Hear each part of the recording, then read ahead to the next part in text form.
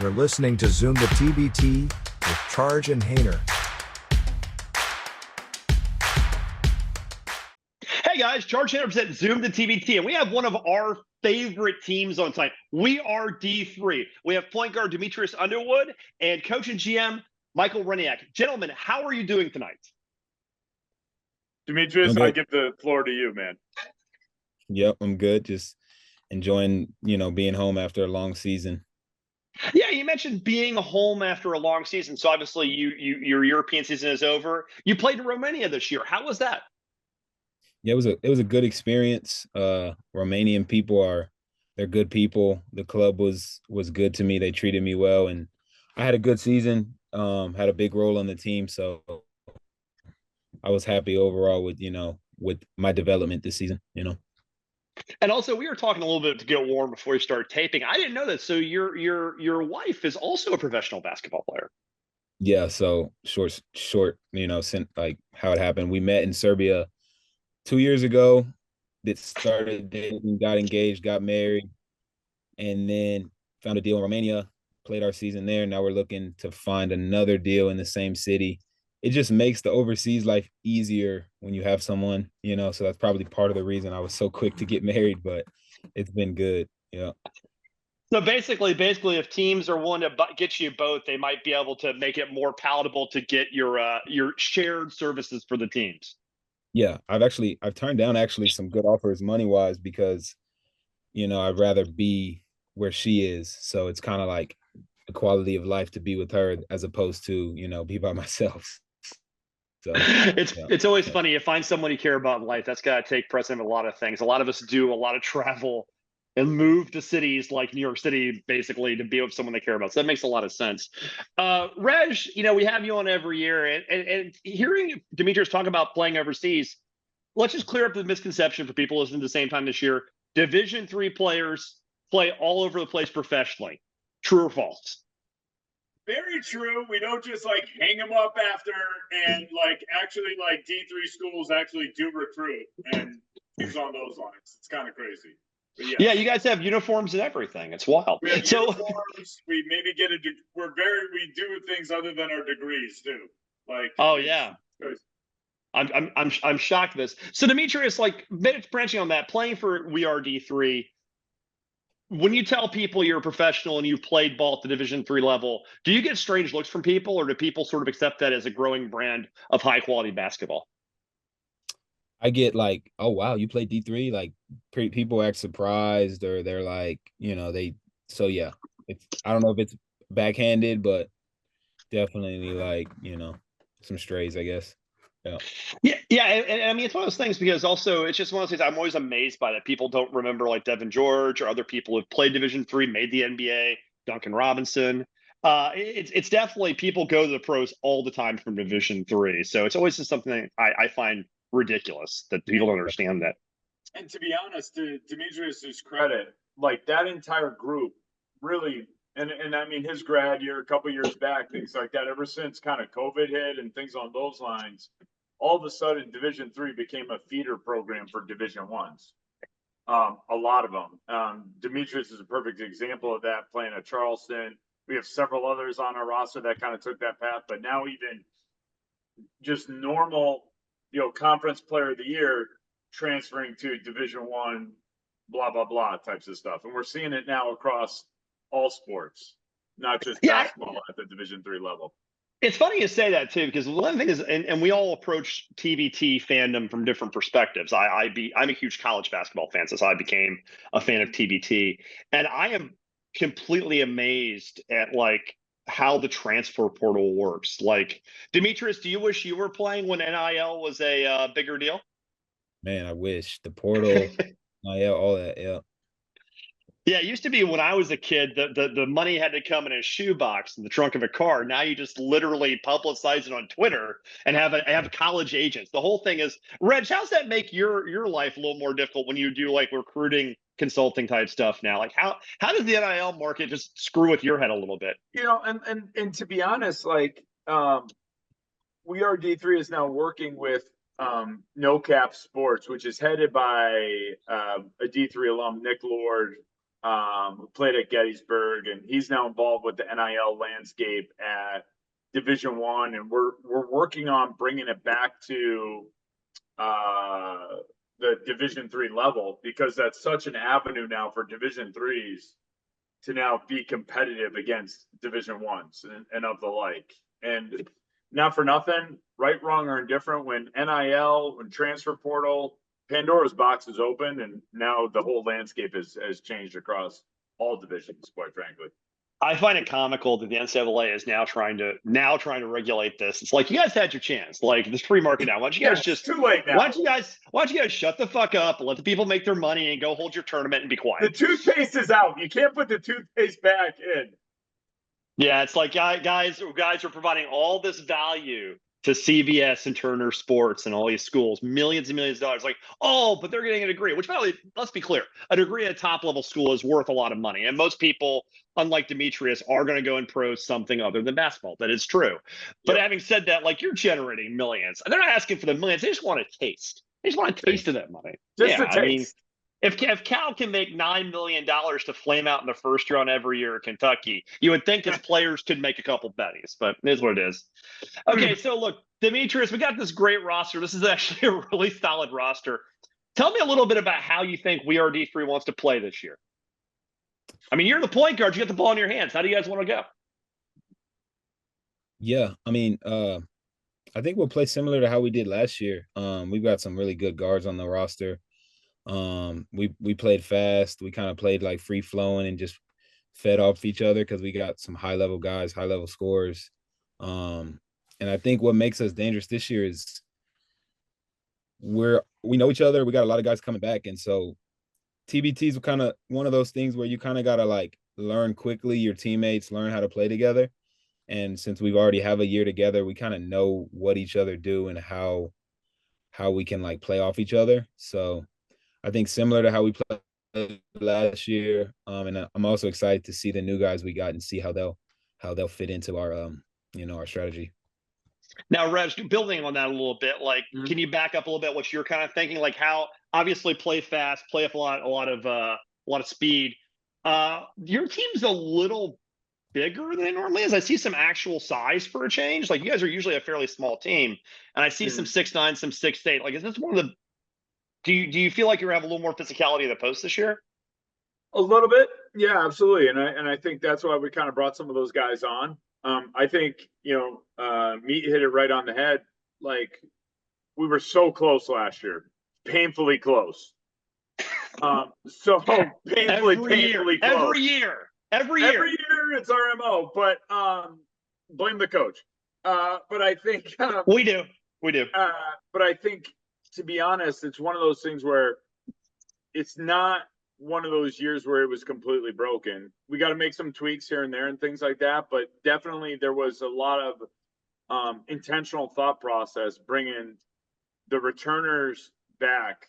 That and Dimitrius and I have had a talk. He's such a key piece to what we do and how we operate. Same with some of those other returners, because that's really what makes it work, because we do have such a short time to work together. We can't just teach everything all brand new. It's got to be some familiarity. That's why we run training camp, but also to further have a year of going into the foxhole against a team like Kansas. They know each other pretty significantly. I think the new pieces added in kind of get some of account for some of the weaknesses we might have had in years past. That's fair. And Demetrius, talking about camp, where will you guys be doing your camp this year? We'll be in Dayton. Oh, you'll be in Dayton, so it'll be a few days before. Yep. Oh yeah, we're gonna be loving life in Dayton, Ohio. But the birthplace of flight, right? That's the key thing. They always talk about it being the birthplace of flight. My kids are looking forward to going to that museum before the game, so it's very exciting. I've been to Dayton 3 times, and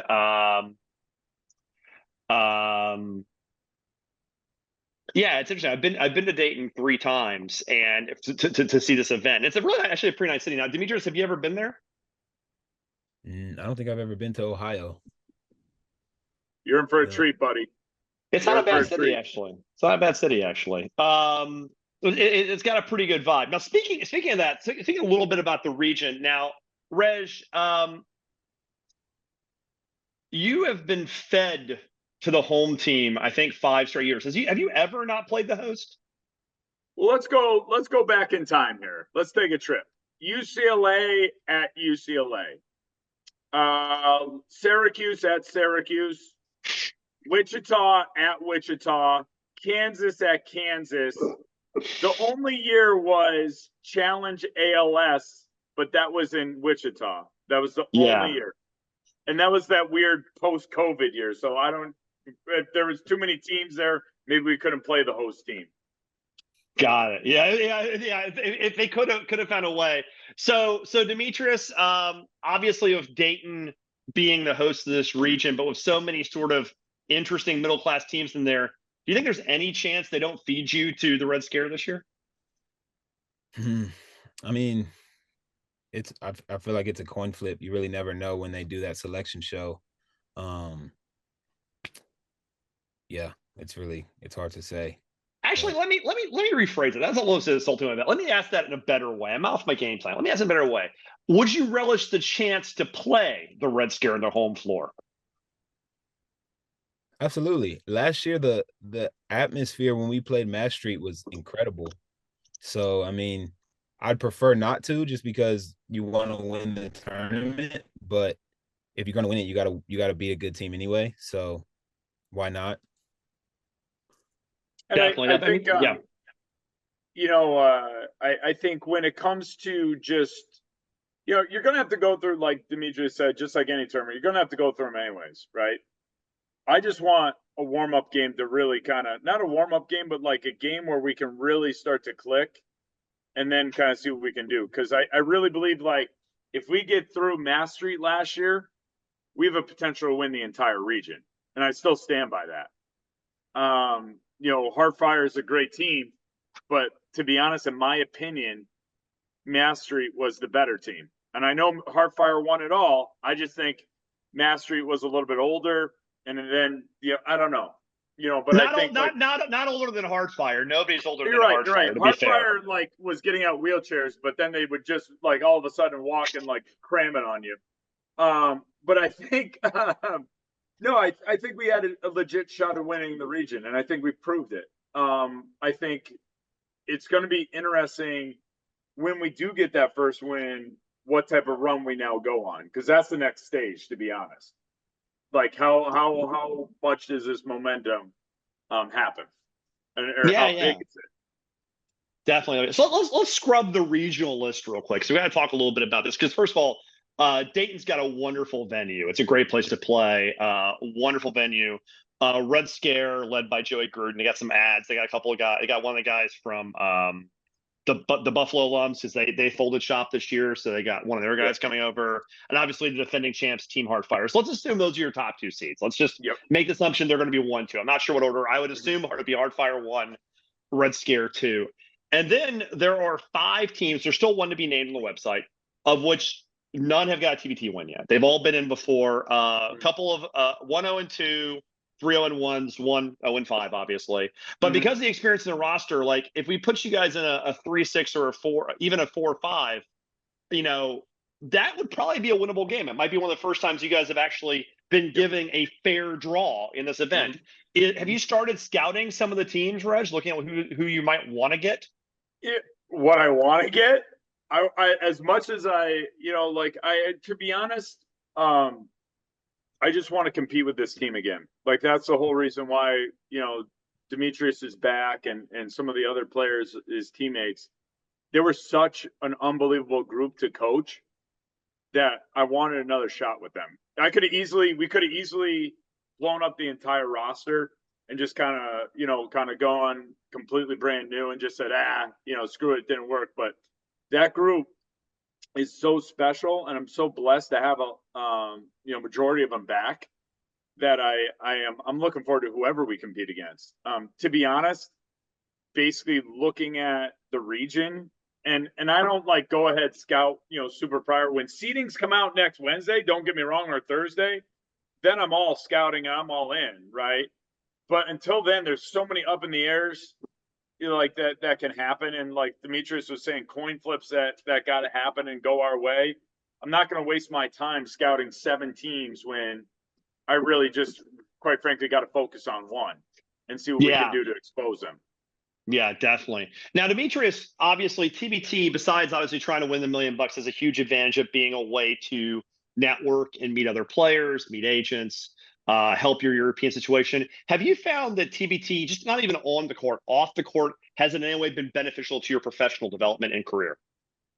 Yeah, absolutely. I think really the basketball world, especially like the pro world overseas, is pretty small once you get in it, and somebody knows somebody that you need to know. And so just in terms of like figuring out what country to play in next, you know, what the situation is like with a certain club, just being able to message a guy who knows a guy, it just helps to build those connections, and it just makes the basketball world so much smaller. So I think an event like TBT is super helpful for that. I've always found it fascinating too, because like I love to travel. I was just in Spain this year, and like the idea of like getting paid a good living to play basketball in another wonderful country sounds like, I mean, people really downplay overseas basketball, but like it sounds like a really good deal. Actually, you're paid pretty well. You get to see the world. I mean, have you found it to be a rewarding lifestyle, Demetrius? Yeah, it's nice. Just being I've been in Europe, so just getting to travel in Europe is a $50 flight to Greece, and you know, you get to save a lot of money. The cost of living is super low. I mean, if you can deal with the boredom, then it's pretty good. But being in America, we have so much to do. That's the only thing that makes it hard. So you said the boredom though, like we're in the city, we're in Romania. They had museums and stuff to do. You weren't just sitting there doing nothing, right? Yeah, but after you can only do that for so long, and then after the first 2 months, you're just like, I've seen everything. I'm running out of Netflix shows to watch. Like, yeah, I've gone to about 7 museums. I've seen the same thing. yeah. Yeah, yeah. There's only so many times you can see this painting in a different light. I mean, is that? I never really thought about that too, because you also can't. There's not many off days in European basketball because there's practice almost every day, correct?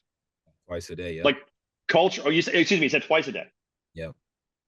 That sounds horrendous. Reg, are you going to make them practice twice a day at the camp? Yep, I you assume are so. actually in training camp. We do. No, but like, you know, just kind of every year we kind of go through, you know, how long do we practice as a team, how often, and there's no like right or wrong answer, to be honest. A lot of it is, you know, these guys are professionals, and I try to you know, teach them that, or you know, teach them as such, as professionals, because these are guys that Demetrius is playing 2 times a day, practices, you know, nonstop, and playing at a really high level. He doesn't need me to really go over, hey, why didn't you dribble with your right and then cross over to your left and then do the. It's not about that. You know, it's 100%. It's more of getting the team to blend and getting the team to understand one another and their strengths and to play together. That's what it's about. That's what the teams that do that the best, that play together and that understand one another, those are the teams that win TBT. It's not the studs that show up on a plane flight at 5 a.m. and then play that game that night, or have the high end talent. It's not that. It's the true teams. Like, say, to be honest, I'm very interested to see how Kentucky shows up. You know, all the talent in the world, but can they blend? And they should. But are they going to treat it with reverence? Teams like Buffalo in the past, like they were a true team. I think Syracuse, when they won, Boeheim's Army, true team. Like, these are teams, the geriatric team of Team Heartfire, you know, they're a true team. Love them to pieces. I was a big Putney fan when I was around UMass. I love Putney. But they're, you know, like, you know, I say it all in jest, but they can really play, and they play together really well at a high level. And I think those are the teams that I know can play. The teams that like show up with like 5, 6 stars and blah, blah, blah, like, I know that they're going to flame out really quickly. I've seen it happen for now 6 years. So it's going to be, I think this is where talent, you know, and things along those lines is going to be important, along with how well you bond. The thing about Hardfire is, I've rooted for Hardfire. My dad's rooted for Hardfire. My grandfather's rooted for Hardfire. My great grandpa, but no, it's pretty crazy. I always love these alumni teams, and I'm going to continue to get on my horse every year. But you brand yourself as some alumni team, and really 90% of the team is not even from your school. Like just brand yourself something different. But enough about Syracuse. But but enough about Bayham's Army. So Dimitrius, we'll get them to close pretty soon. I want to let Rich calm down there for a second. But what does the fan base? How do people need to get behind We Are D3? Because what's interesting is there's a Division III schools, and is this sort of like something that we should all like? I'm a WashU grad. Our co-host is also a Division III guy. How can we unite the Division III world into getting behind your team? Yep. I mean, I think a lot of people are already behind We Are D3. When I went back to my university, like they were super excited to hear I was playing in it. Like I think people all over the country are following We Are D3 because, every D3 kid, whether like, I'm not going to say every D3 kid, but a lot of D3 hoopers want to be a pro. And that's like giving them hope and confidence that they can play at that level. When I was young and I first watched We Are D3, I was like, man, like I watched Eric Dimmers go off in the tournament, and I'm like, and then he gets the G League deal, and I'm like, oh, it's possible to go D3 and be a pro, make it to the NBA, make it to the league. So it's like, I think the support is there. Yeah, Duncan Robinson, NBA Finals. Guy Lakers, I'm forgetting it right now. Devin George, NBA champion. I mean, Division III to pros has been around for a long time. Reg, speaking of Division III to pros, didn't you just have a professional camp recently, Division III players? Yeah, we had a pro combine to expand the brand and really give more opportunities to more players. Because and Dimitrius knows this, but pretty much our roster is like 10 to 12. And majority, some of them are returners, so there might be only like 1 or 2 spots with us available each year. But there's plenty of great talent that's coming out to showcase themselves for professional contracts. So we had the idea to start our first annual pro combine. It was at Lehman College in New York City. Phenomenal talent. We had about 30. Next year, we'll kind of keep it at that size, we think. Maybe, but we might have it, maybe in New York, maybe in Boston, whatever. But it was a phenomenal venue. A lot of players got agents looking at them, and then also pro teams contracts. And that's what it was there for. And then, furthermore, we took a couple of players that we saw kind of for some spots on our roster as well. But that's kind of what we've always been about. And what I've started when I started We Are D3 was to provide that platform, like a player like Eric Demers, like Dimitrius, to showcase their talents on a more national stage where they can get better opportunities and make the transition with pros and things on those lines. But that's where, that's just one aspect of kind of what we're working on here, which is pretty exciting for us. I have a fun question for Dimitrius, but I want to ask you a quick question, Reg, before I give Dimitrius one fun question and close you guys out. This has been a very expensive cycle. It's getting more expensive to run teams, obviously. How helpful have your sponsors been? You want to give them a shout out to give them some love on this show real quick? Absolutely. So the 2 real big sponsors for us, and that has been with us since day one, has been Hardy Strong. Justin Hardy's foundation. He was going to be with us, all that type of stuff. And, Washington University player that tragically passed due to cancer. And, he's always been with us. His family has been so supportive of us throughout the years. We've even several years we wore Hardy Strong on the back. Now they can have their brand with us on the jersey. That's one. Coach Up has been, I got connected through one of my alums that, they wanted to, help out, and kind of their whole role is, they do a lot of training for both, when a lot of players are done playing, they train. And so that you can sign up and train with Coach Up, and they're phenomenal supporter of us as well.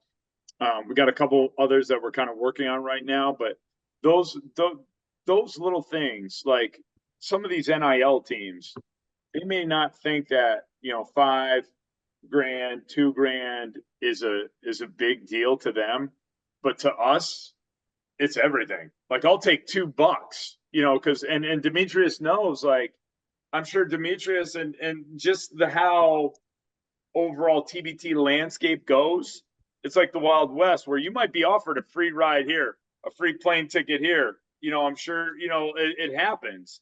We don't have that budget. But like, that's where I, quite frankly, I'm quite a cheap date.